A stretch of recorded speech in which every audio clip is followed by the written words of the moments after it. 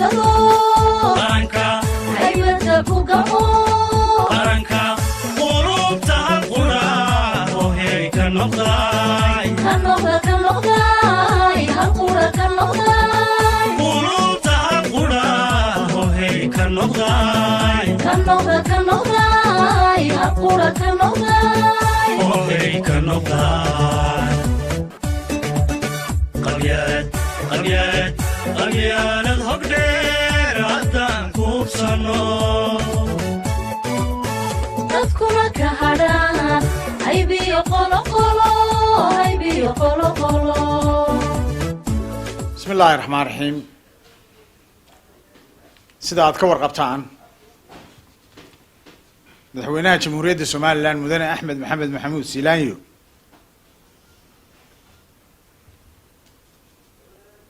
wuxuu la hadli doonaa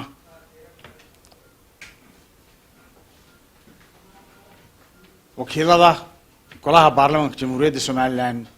iyo golaha guurtida maalinta Axadda haddii Ilaahay nafteena u daayo isagoo kala hadli doona arrimo ku saabsan nabadgelyada jamhuuriyadda Soomaaliland waxaad kala wada ka warqabtaan haddaad saxaafadda tihiin iyo ummadda jamhuuriyadda Soomaaliland meel kasta aad joogtaan mucaaradka xisbiga wadani marka la eego waxyaabaha ay ka shubayaan warbaahinta ma ahayn wax mucaaradnimo lagu sheegi karo balse waa kuwa lid ku ah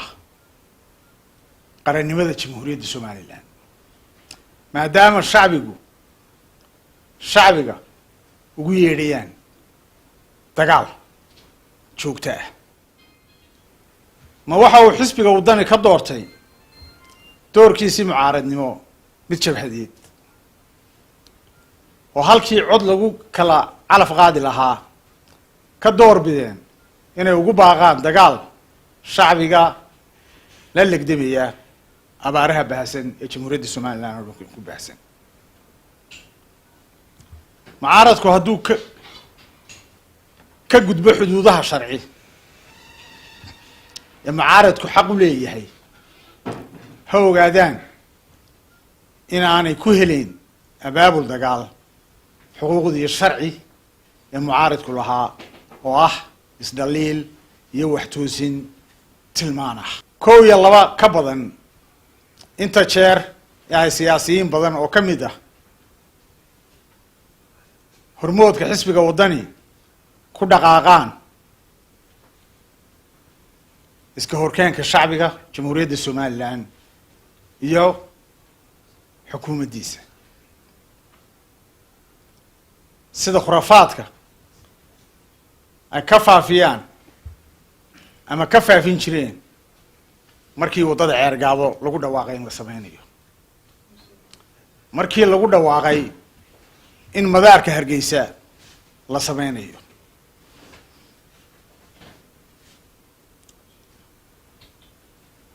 markii lagu dhawaaqay maalgashiga dekada Berbera sahaminta shidaalka banka qolcaday hase ahaatee soo gaabatay beentoodii tan maantuna aanay waxba ka duwanayn shacbiga iyaga annagaa xil naga saaran yahay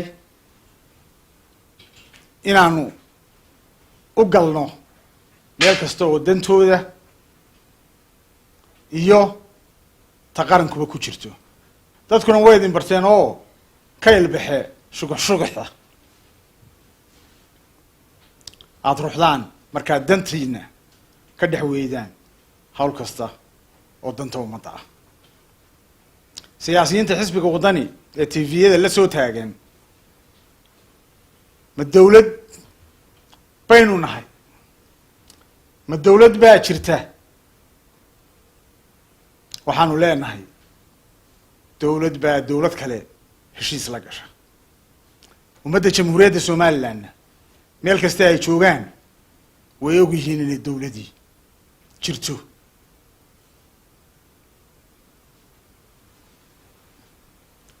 waxaan leeyahay dawlad baanu nahay ee idinku haddii aydan aaminsanayn dee halka qalbigiinu jecel yahay taga malaha sida laydinku xanto waaba xamare jamhuuriyadda somaliland waxa ay ka mid tahay dalalka ku yaal mandaqada gacanka carbeed iyo kuwa geeska africa ee jabuuti ka mid tahay oo dalkooda saldhigyo kala duwan ka siiyey dalal fara badan oo jira iyagoo mar walba ka eegaya dhinaca danta iyo maslaxadda dadkooda iyo dalkooda somalilandna dalalkaas kama duwana haddii ay jabuuti tahay haddii ay baxrain tahay haddii ay philibiin tahay haddii ay jabaan tahay iyo dalal kale oo fara badan oo adduunka ka jira oo saldhigyo ay ka jiraan iyagoo eegaya dantooda iyo maslaxadooda xisbiga waddani ee mucaaridka ahi wax alla wuxuu ka cawdaa meeshan ma yaaliin wax alla wuxuu ku yidhaahdo ummadda soo baxa oo mudaharaada ama dagaalama wax yaalla maaha ilaa iyo haddii aanay dantooda hoose ahayn inay dalkan jamhuuriyadda somaliland ee ku caanamaalay nabadgelyada iyo wanaagga qas iyo khalkhal iyo maalmihii madooba ay dib ugu celiyaan ila waa kuwa ugu yeedhaya mar walba soo baxo dagaalamaya sababtaanu saa u leenahay waxa weeye haddii aanay wax kala wadin xildhibaanada tviyada ka qaylinaya ee waddani taageersan ee la hala dagaalamo ee ummadda doonaya inay isku dhinto haddaanay iyo madaxda xisbiga waddani iyo kuwa taageersan ugu baaqaya jamhuuriyadda somaliland inay dagaal gasho waxaanu leenahay wax laga cawdaa meesha ma yaalin madaxweynaha jamhuuriyadda somaliland uu garwadeenka ka yahay axmed maxamed maxamuud silaanyo waxay keenayaan heshiiska saldhigga berbera madaarka berbera maxaan ku dhahday golayaasha xaqa u leh in la hor keeno waxay madaxweynaha iyo dawladdu ay u soo bandhigaysaa ummadda jamhuuriyadda somaliland meel kastoo ay joogto heshiiskaasu waxa uu ka kooban yahay iyo nuxurkiisu wuxuu yahay waxaana ay u taallaa diidmadiisu iyo ansixintiisu golaha wakiilada iyo ka guursiga waxaanu leenahay intuu xildhibaanadu ay kicinayaan ummadda hawl baa sugayse heshiisku wuu hor imanayaaye intuu ummadda leeyahay kaca oo dagaalama ama mudaharaada xisaanadda iyo xilka uu qaranka jamhuuriyadda somaliland u hayo ha guto oo ha ka qayb galo sidii maxaan ku dhahday loo ansixin lahaa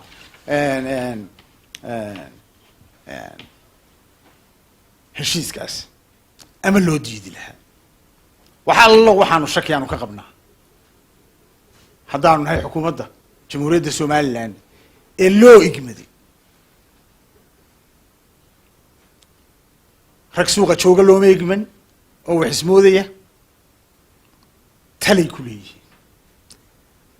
runtuna waxay tahay marnaba looma igman nin le aanu dagaalano somaliland filinkaa hore u gashay filinkaas iyo maalmaha madow hore u gashay wax laga aqbalayo iyo wax laga dhegaysanayo midna maaha labadaa gole ayay u taallaa ninkii doonayay inuu ka soo horjeedo waxay tahay sida muwaadinnimadu ku jirto sida somalilandnimadu ku jirto sida adduunka oo dhan ay ku jirto marka wax yimaadaan waxay xaq u leeyihiin inay ka hawlgalaan golaha baarlamanka iyo golaha guurtida laakiin xaquma leh ننقله وجمهورية الصومال لان كنول وحق له ما جرو إنه مدة يهذا الدجالمة أما إنه مدة محن كل هذا أي حكومة إسكور كيرو نوبر قف قره مدحوينها جمهورية الصومال لان dalkan isagaa loo yigmaday iyo madaxweyne ku-xigeenka annaguna kaalayaashiisii baan nahay waxa ugu weyn ee madaxweynaha shaqadiisa ugu weyn waxa weeye cadceedaasu markay dhacday iyo markay soo baxayso inay jamhuuriyadda somaliland nabadgeliyo laguna seexdo laguna soo tooso ka doonaya inuu khalkhal ka rido kuu suurtageli mayso shuruuc buu dalku leeyahay adigoon xiisaanad ku gaban adigoo nin weyn oo la yaqaano maxaan ku dhahday somaliland taqaalo ku gaban haddaad dalkan khalkhal gelinayso iyo nabadgelyadiisa shuruucda qaranka jamhuuriyadda somaliland u yaalla ayaa maxaan ku dhahday laga qaadaya saldhigan ciidan ee madaarka berbera ee ay naga codsadeen dalka imaaraadka ee aynu wadaagno dhaqan diin iyo xidhiir ganacsi ma aha mid dalkeenna lagu qabsanayo oo ah beenta kale ee mucaaradku ku beer laxawsadaan shacbiga jamhuuriyadda somaliland balse waa dariiq inaga saaraya go'doonka aynu ka nahay caalamka mar haddaynaan aqoonsi weli haysan inoo soo jiidaya maalgashi baaxadli furo u ah aqoonsiga saldhiguna wax kale ma ahee waa iskaashi dhinacyo badan faa'iidooyinka ku jiraana oo aada u ballaarana ay ka mid yihiin dhinaca nabadgelyada inay jamhuuriyadda somaliland nabad ku waarto waxa uu saldhigu faa'iido weyn ka tarayaa amnigaas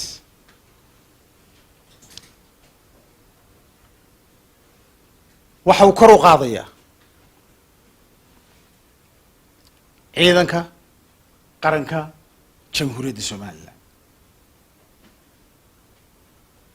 qalabeyntooda iyo tayooyintooda waxaa ku jiroo kale tababaro casriya oo ay ciidamadeenu ka helayaan iyo qalabkii iyo teentii nooca la noocay doontaba ha ahaatee waxaa ku jirtaa ilaalinta xeebteena dheer 850 kilomitr ah ee aynaan awood aynu ku ilaalino aynaan lahayn waxaynu ku ilaalinaynaa oo ay ku jirtaa khayraadka baddeenna ee maanta adduunka oo dham intay yimaadaan ay gurtaan oo halkii khayraadka baddeenna uu ku dhali jiray oo ah gacanka badda cas inta ugu sarreysa ilaa laas qoray ilaa maxaan ku dhahdaa saylac maanta ay noqotay meel adduunkii isugu yimi generationka soo socdaana carruurta aad dhali doontaan carruurtay dhali doontaa ama carruurta aad dhalaysaanba haddaan wax laga qaban aanay maxaan ku dhahdaa aanay ugu imanayn meel bad fayow ama bad khayraad leh waxaa dhici kartaa in lagu aaso wax nolosheyna oo dhan baabi'iya sun ay ka mid tahay nuclear wax ka mid waa ka warhaysaan haanta berigii soo caaridee muddada badan lagu murgiyay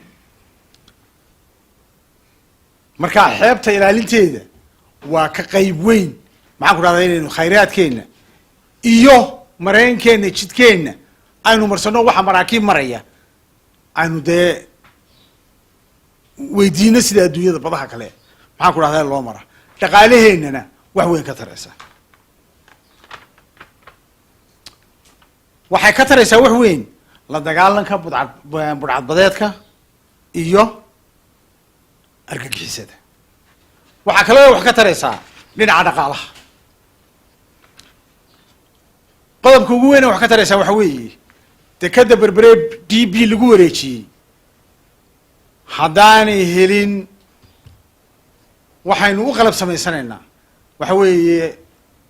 boqolkaa milyan ee Ethiopia ee dhinaca inaga xiga haddaynaan waddo weyn oo baabuurteedu isku dhaafaan aan la samayn dekeda berbera halkaynu la doonayno noqon mayso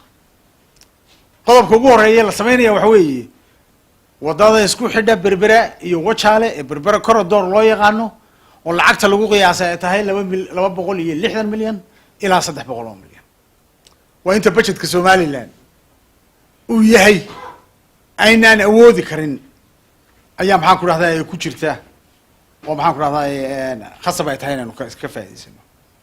waxaa ku jirtaa shaqo abuur ballaaran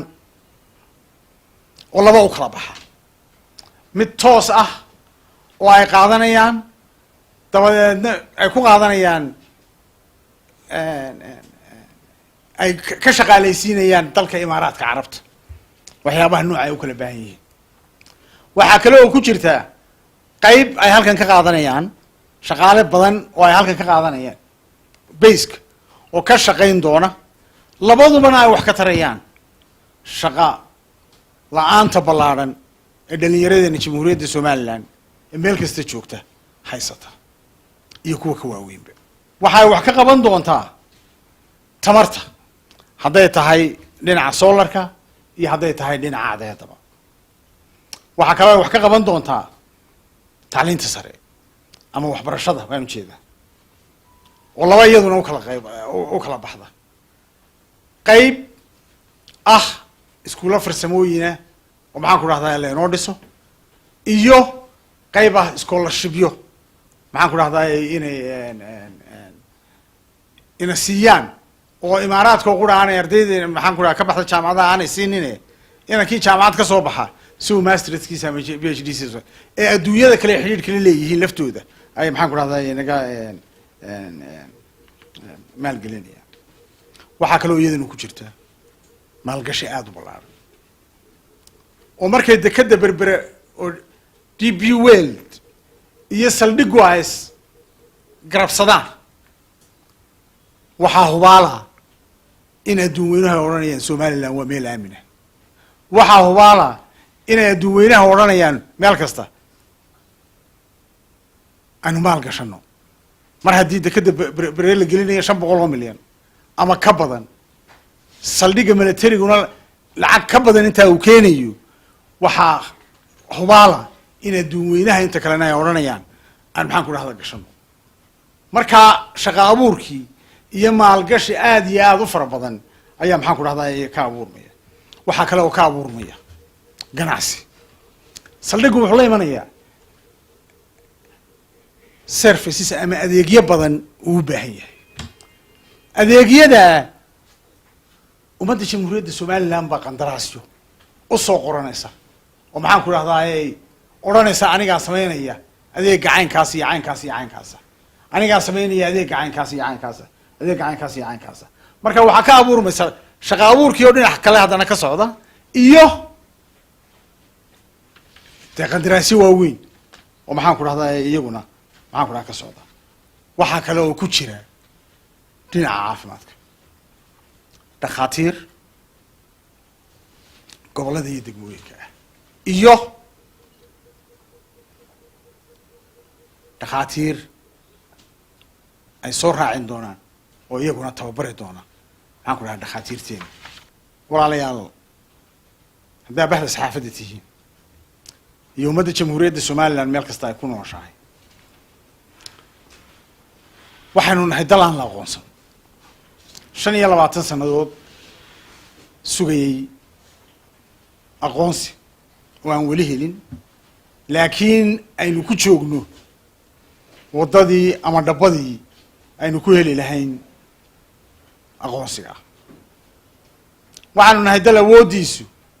aanay ilaalin karin xeebta intaa leeg ee aan maxaan ku dhahdaa aanu leenahay waxaynu nahay dal weli Soomaaliya ay sheeganayso wax kastaa dhici doonaan tahayna in loo diyaar garoobo hadday ciidamada dhiskeeda tahay iyo qalabeynteeda iyo maxaan ku dhahdaa tayeynteeda waxaanu nahay dad يدل شغلانتو أي باهس آد أي ugu baahsan tahay oo aad iyo aad ay ugu ballaaran tahay innagoo sidaas ah oo run ku wada hadlayna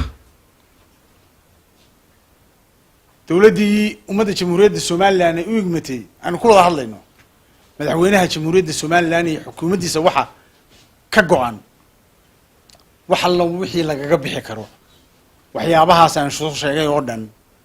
in tallaabo alla tallaabadii loo mari karo loo sameeyo haddii aynu dhegaysano wararka qaarkood waad yaabaysaa moogta haddii aynu dhegaysano kuwa durbaanka hoogga iyo dagaalka iyo beenta iyo caydu ay isu saaran tahay ee xisbiga mucaaradka ee waddani oo aan ka xishoonayn waxay bermagedadu tahay madaxweynaha jamhuuriyadda somalilan wax alla waxay doonaan ninkii qarankan markii la xoreynayey waktigii ugu dheeraa chairmanka snm ahaa maantana ah damalka jamhuuriyadda somalilan oo dham ay ku hadhsan tahay goostani oo yidhi war anigu waxaan maanta waktigaas intii aan waddankan qabanayay waan qabtay cid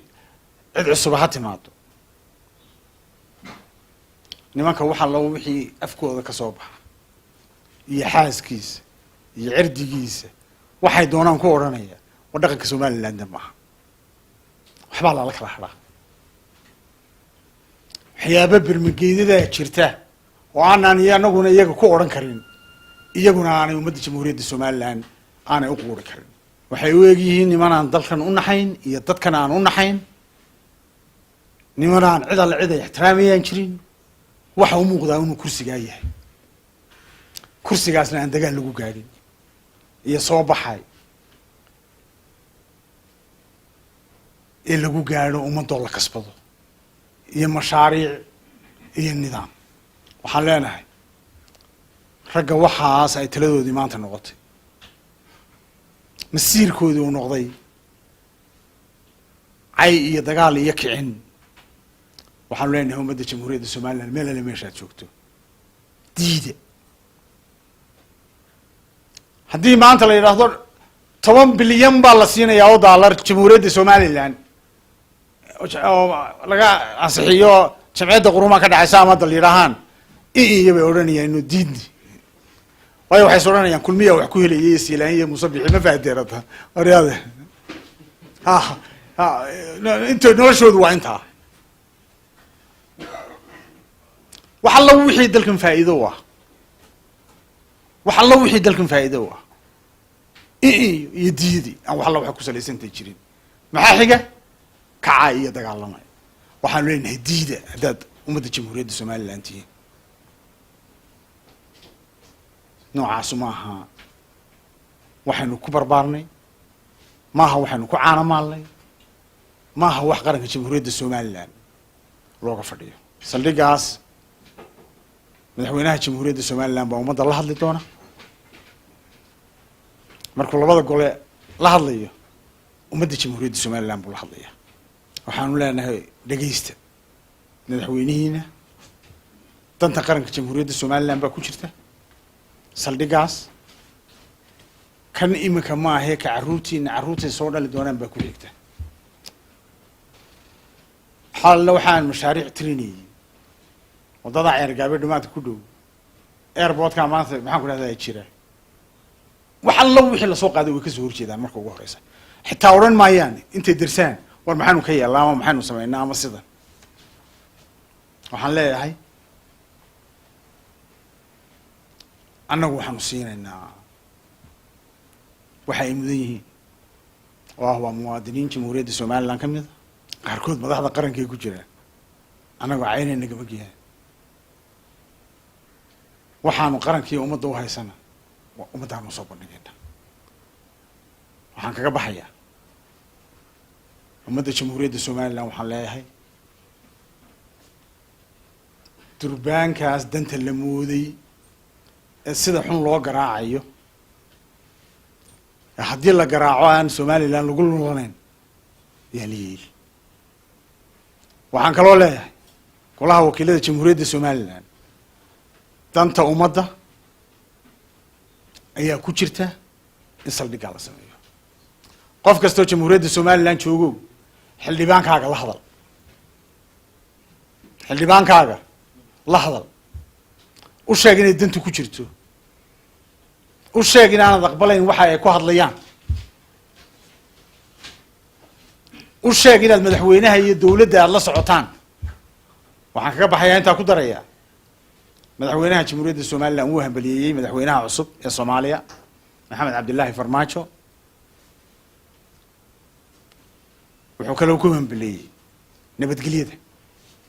doorashadaas ay walaalaheena aanu jaarka nahay labada dal ay doorashadaas ugu dhacday waxaanu leenahay haddii farmaajo yimaado iyo haddii mid cambe loo bixiyaa yimaado farmaajo waa jiiska la cuna ma garateen haddii nin cambe loo bixiyaa yimaado iyo haddii nin kale oo muus loo bixiyaa yimaado iyo haddii kaleo nin magac kale loo bixiyaa yimaado waxa la wax siyaasadda somalilan iska bedelayaa ma jirto waa ummad tashatay masiirkeeda meel dhigtay haddii somalilan wax iska bedelaan madaxdeeda iyo haddii soomaaliya wax iska bedelaan ummadda jamhuuriyadda somalilan waxay u taagan tahay sidii madaxweynuhu yidhi mudane axmed maxamed maxamuud siilaanyo hadday 100 sannadood qaadanayso inay gooni isu taagaan oo ay noqdaan dal madax bannaan asalaamu calaykum waraxmatullah dhegeysta anaa doodsiinaya qof walba iska deji magacaygu waa Petr Kosaar waxaa ka socda telefishinka Star mas-uuliyiin badan ayaa arrintan saldhigga military ka hadlay gaar ahaan waxaad adiga laftaadu wax xustay xisbiga mucaaradka ee wadani mas-uuliyiintaasi oo qaarkood ku jireen ciidamo khibrad u leh arrintan waxay si weyn uga digeen khatarta saldhiggaasi leeyihiin haddii ay ka digeen maxaa keenay inaad ku tilmaanto fidna wadaya iyagaa sheegay aniga maaha hawariyena waa tahay bedriyo wey iyaga dib u raaciyo fidiyadooda iyo waxay ku hadleen anigu kumaan tilmaamin iyagaa isku tilmaamay sugalal waan ku imanaya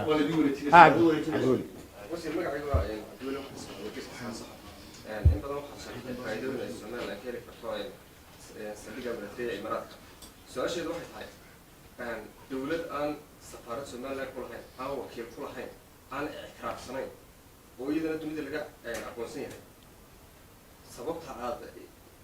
saldhig ku siinaysaa maxay maxaynu ku jiraynaa cage ha meel baynu ku jiraynaa miya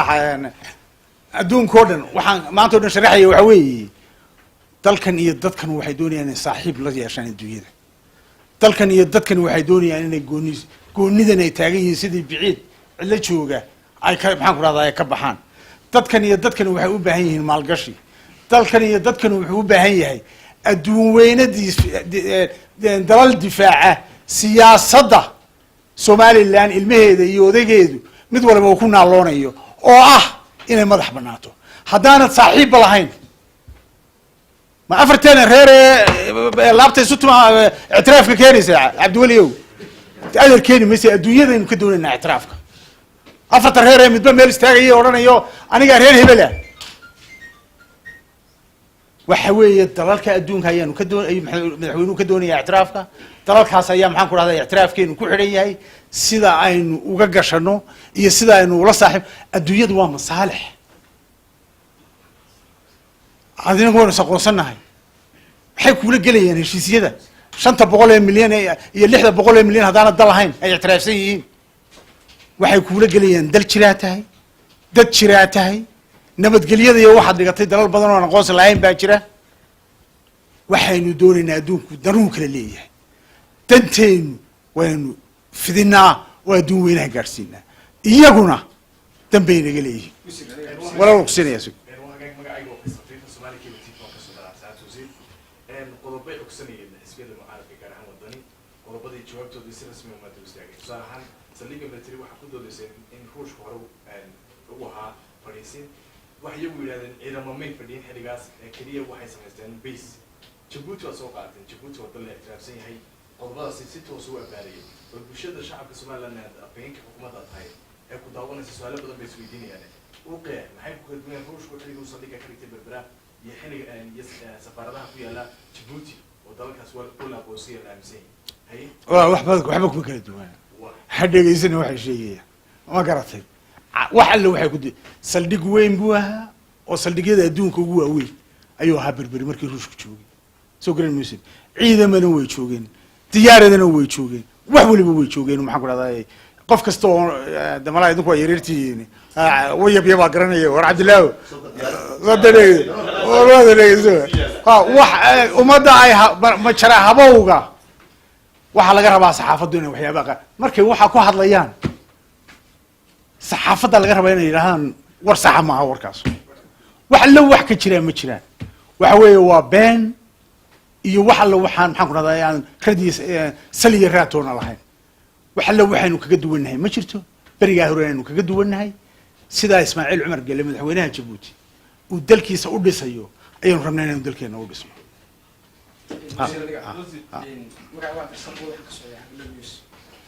ruushku waxay soo bandhigeen dowladda Imaaraadka waxay soo bandhigtay duunisteeda baahida ay u qabto saldhigga military magaalada berbera ka samaysanayso shacabka Soomaaliland bay xukuumaddu mas'uul ka tahay shacabka Soomaaliland baahiyo badan bay qabaan waxa ugu weyn ee shacabka Soomaaliland mad sheela tasawur adduunka ka doonayeen waa ictiraaf marka miiskeedii soo dhigtay dowladda Imaaraadku baahida ay u qabto saldhigga military doonaysa danteeda ay ku gaadhay baahida ugu weyn ee shacabka Soomaaliland ictiraafka miiska ma dhigtay inay weerarsadaan walaalo madaxweynaha jamhuuriyadda Soomaaliland أحمد محمد محمود سيلانيو إلى أنتو تشري اعترافكو عيد على عيد الله كل ما ميسكو دقي إسكدا ميد بيسكو قال أنا بيس بدوني بميسكو دقي وواحد وهرية يعني ضل كستك هذا وواحد وهرية يعني كنت أجنها هي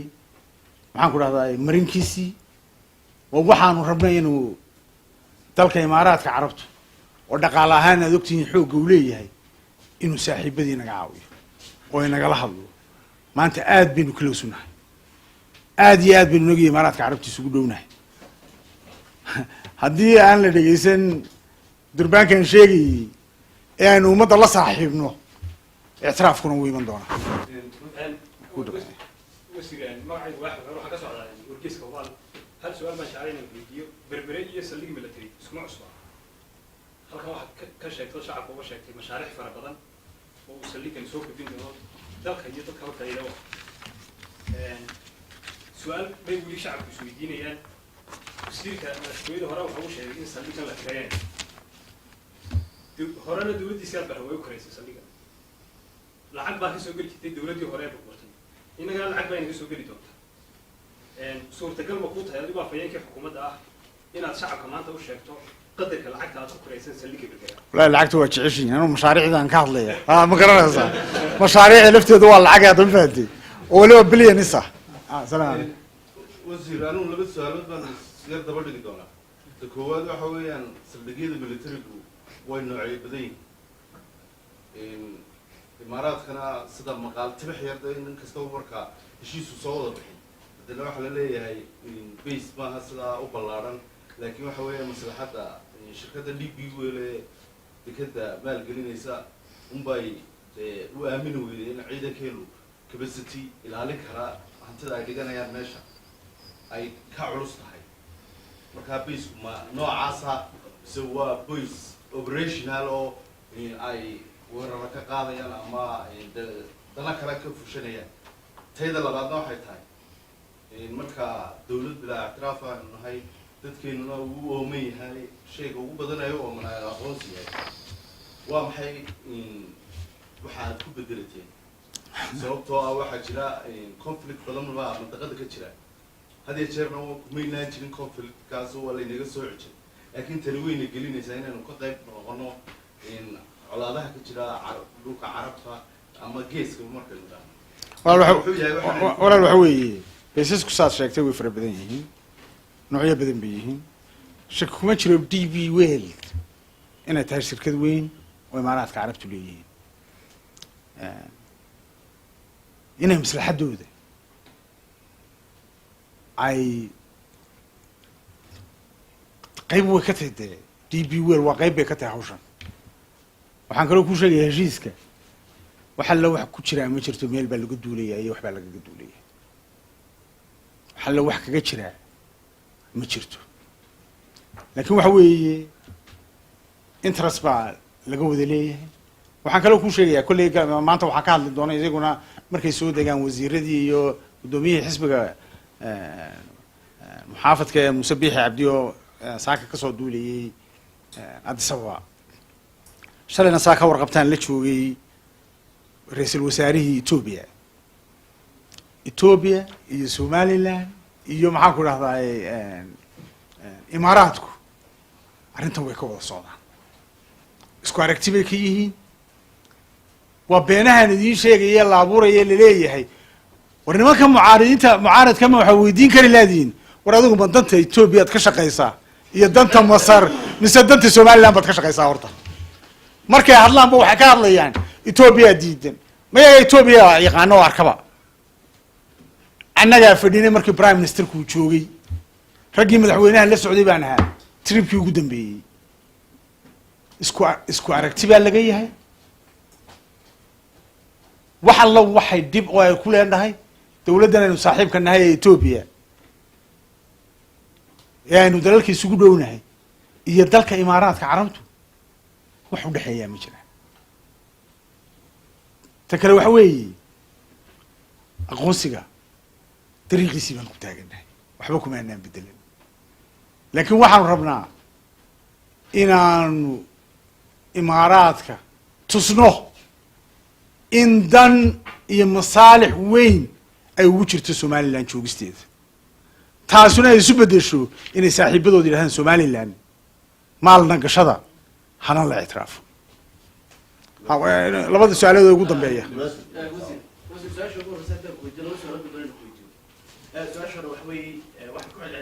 waraasa soo noqday ma